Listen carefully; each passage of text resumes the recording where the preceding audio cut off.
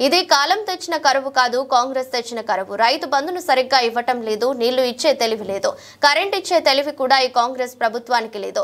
48 గంటల్లో నీళ్లను వదలకపోతే మంత్రి చాంబర్ ముందు ధర్నా చేస్తాను, ఈ ప్రభుత్వాన్ని వదిలిపెట్టేది లేదని హెచ్చరించిన బీఆర్ఎస్ వర్కింగ్ ప్రెసిడెంట్ కేటీఆర్.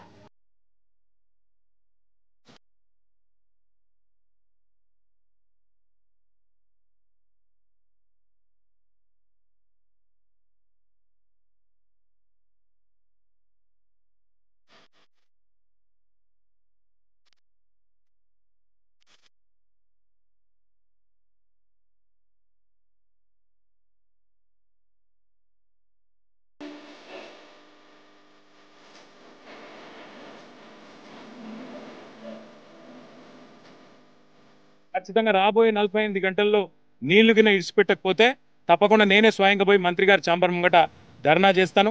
వదిలిపెట్టం ఈ ప్రభుత్వాన్ని.